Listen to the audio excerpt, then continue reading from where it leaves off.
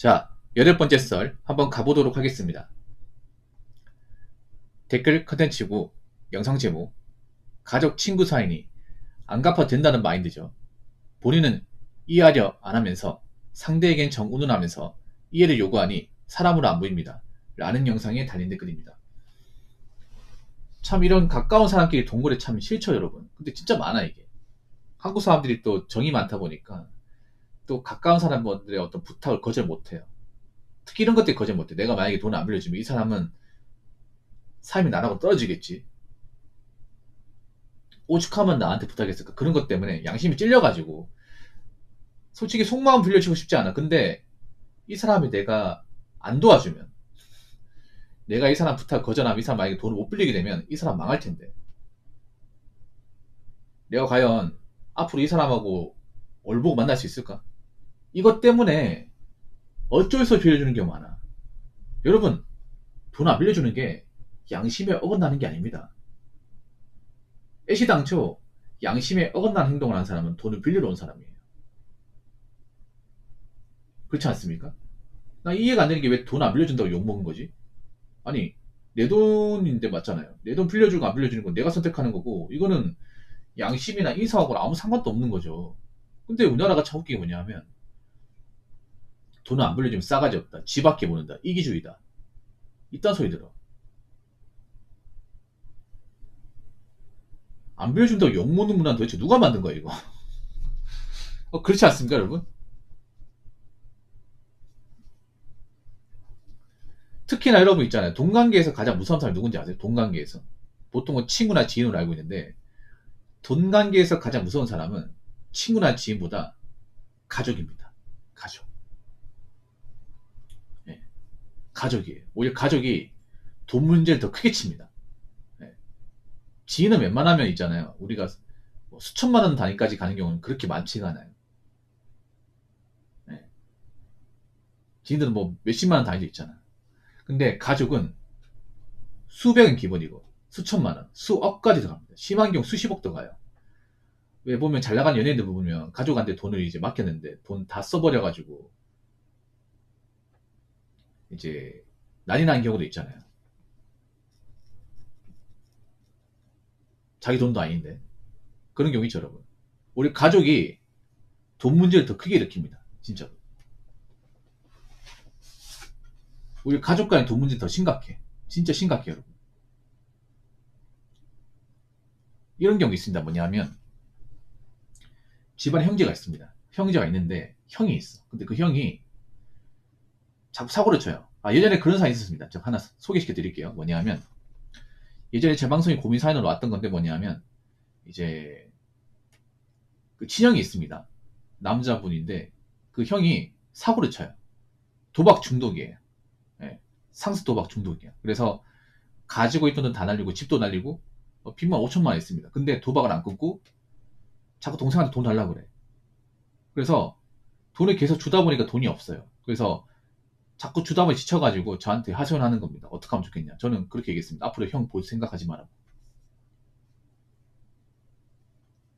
아니면 경찰에 신고해서라도 죄값 치르게 하라고.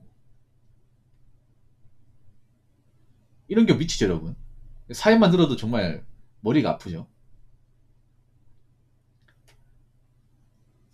아니면 이런 경우 있었습니다. 예전에 고민 사연인데 여자분인데 이분이 정말 사람 착해요. 어릴 때 좀 힘들게 자라가지고 힘들게 자랐지만 그래도 그런 아픔을 극복하고 직장 일찍 다니면서 일반 여자분들하고 다르게 정말 열심히 살아요. 근데 문제가 뭐냐면 저한테 그런 말씀을 하는 거예요.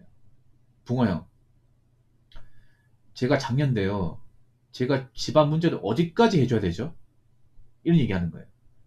그래서 제가 무슨 말이냐 물어보니까 내가 돈은 버는 족족 다 집안에 갖다 바쳤는데 이 집안 환경을 어떻게 나아질 생각 안 하고 엄마는 계속 일 안 하고 자꾸 돈을 달라고 하고 동생도 돈을 달라고 하고 제가 어디까지 해줘야 됩니까? 나이는 먹어가는데 저도 결혼하고 싶고 가정은 꾸리고 싶은데 이놈의 집구석은 나아지지 않습니다. 제가 한 5년간 거의 집에 갖다 바치면 돈이 1억 되는데 이 돈을 어디다 쓴지 모르겠고 그리고 이렇게 사니까 낙이 없습니다.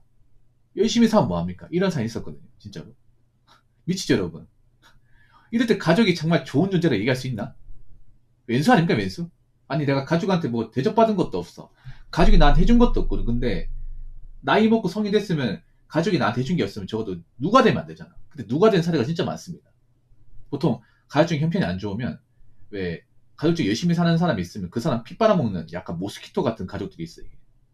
진짜 이런 케이스가 진짜 많아요, 여러분. 왜 가족 중에 한 명이 이제 공부 열심히 해가지고 좋은 대학교 가가지고 좋은 집 얻었다 하면 어떻게 가족들 그거 알고 찾아와가지고 너 잘 나간다며, 너 먹고 살만하다며, 우리 줄 거냐? 한 가족이었잖아. 어? 너 내 자식인 거 뭐냐? 이런 식으로 이렇게 들여볶아가지고 힘들게 하는 사람도 있어요, 여러분. 진짜. 이 가족이 뭐예요, 여러분, 이게? 이 가족이야? 아니, 자식한테 뭐 잘해준 것도 없는데, 물론 부모한테 사랑은 받았겠지. 근데 제대로 된 사랑 못 받았잖아, 이게. 자식이 정말 이빨 꽉 깨먹고 열심히 해가지고 자기가 이제 어떻게 좀 성장을 했는데, 그럼 자식한테 이제 앞으로 발목 잡으면 안 되잖아요. 근데 발목 잡은 사례가 좀 있습니다, 여러분. 제가 그런 사례 몇 개 좀 다뤘었거든요. 제 유튜브에 보면 있습니다. 옛날 거라서 찾아봐야 되는데, 있어요, 분명히. 이러면 가족이라도 좋다고 얘기할 수 있는 거예요? 이 어떻게 가족이죠, 여러분? 가족인 다 품어주고 이해해주고 용서해줘야 됩니까? 뭐 짜잘한 잘못을 이해할 수 있죠. 근데 큰 잘못이잖아요, 이거는. 제가 얘기하는 거는. 특히나 가족이 돈 문제를 일으키면 더 문제가 뭐냐면 가족들은요, 은혜를 안 갚습니다. 이게 더 문제예요. 네. 진행시켜 주십시오. 팩트로 부탁드립니다. 예, 고맙습니다. 자, 가족은요, 오히려 이해를 갈구하죠. 아니, 야, 그거 네가 번 돈이지만 어차피 가족들 수중에 들어왔으면 가족 돈이지. 야, 우리가 돈을 마음대로 쓰려고 한 것도 아니고 잘해보려고 쓴 건데 이해해줄 수 있는 거 아니냐. 한 가족 아니냐. 맨날 한 가족 운운하면서 뭔가 일 터지면 그때마다 야, 네가 좀 돈 좀 버니까 우리 좀 이해해줄 수 있는 거 아니냐. 이런 식으로 얘기를 해. 가족 운운하면서. 평생 가족 전혀 운운 안 하다가. 왜 가족들이 돈 안 갚아요? 더 안 갚습니다. 안 갚아도 된다 생각하는 사람들이 많아. 이 왜 그러냐면 우리나라 이 형법도 문제가 뭐냐면 아직 친족 상대례가 완전히 없어진 건 아니거든요. 이 친족 상대례 때문에 더 문제가 많아요. 그 친족 상대례가 뭐냐면 그런 겁니다. 친족 간의 재산 문제에 대해서 이제 국가가 나서지 않는 겁니다. 그러니까 무슨 말이냐면 가족 간의 어떤 재산 문제가 뭐냐면 이제 뭐 사기, 배임, 횡령, 절도, 강도죄와 성계죄에 대한 나머지 뭐 권리행사 방해, 강제집행 멘탈죄 뭐 이런 거거든요. 이런 범죄에 대해서 국가가 가족 간의 이제 어떤 범죄에 대해서 처벌할 수 없다. 이게 친족 상대례입니다. 조문에 나와있죠. 한번 읽어드릴까? 이거 모르는 사람도 많더라고요. 아직까지 이게 완전히 없어진 건 아니거든요. 이 조항을 정말 싫어합니다. 싫어하는 정도가 아니라 증오해.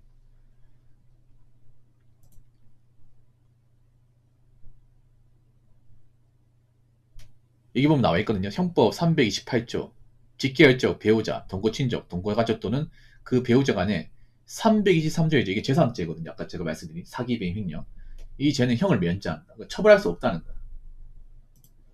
그러니까 우리나라가 정서가 그런 거예요. 아무리 가족이 잘못해도 이 정도는 용서해야 된다 이거죠. 돈 문제에 대해서는. 참 웃기죠, 여러분. 그러니까 이걸 알고 하는 거야, 이걸. 이거 모르고 하는 사람들이 아니거든요. 법조항에 나와 있어요, 이게. 아직. 그래서 오히려 어떨 때는 가족이 더 악마일 수 있습니다. 가족이라고 다 무조건 좋은 게 아니에요. 그렇다고 가족들 멀리하냐 이건 아닙니다. 그러니까 아무리 가족이라도 우리가 품어줄 수 없고 이해할 수 없는 것들은 거부해야 돼요, 여러분. 좋은 가족은 서로 간에 짐이 안 되고 큰 실수를 안 저지르는 거예요. 제가 말하는 건 짜잘한 거 얘기하는 게 아니잖아. 큰 실수를 얘기하는 거잖아. 아무리 가족이라도 정말 누가 되는 큰 실수는요, 범하면 안 되고 범하는 순간 그때부터는 가족이 아니에요. 그때부터 나무라 봐도 됩니다. 자, 댓글 한번 읽어보도록 하겠습니다.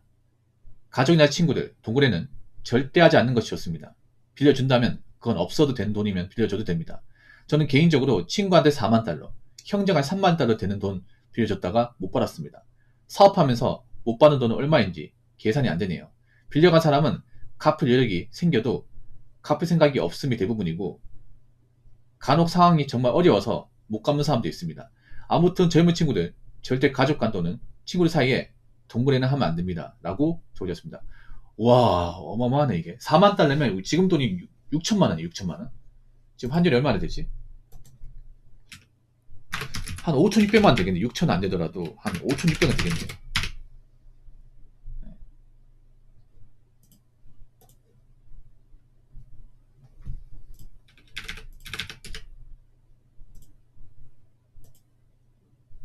아, 그 정도는 안 되겠다. 5,500, 이거 5,600 맞네요. 그러면 3만 단 4,200, 야, 거의 1억이네, 1억. 큰 돈이죠, 여러분. 근데 그거 아시기 바랄게. 이분도 알 거예요. 네, 이렇게 돈을 빌려간 사람 처음부터 갚을 생각이 없어요. 전혀 없습니다. 자꾸 사정 얘기하면서 차이피 이러면서 어떻게든 안 갚을 생각을 하는 거예요. 그러니까 처음부터 돈을 달라고 하는 거죠, 이게. 그러니까 제가 눈에 얘기하는 게 뭐냐 하면 돈을 빌려간 사람들이 멀쩡한 사람 한 명도 없습니다. 이분은 이제 알겠네요. 직접 겪어보니까. 나한테 큰 돈을 빌려간 사람들 중에 사람 구실하고 인성 바르고 열심히 살고 그랬던 사람이 한 명도 없구나. 내가 그동안 사람을 잘못 알았구나. 이걸 이제 당해보고 아는 거죠. 네.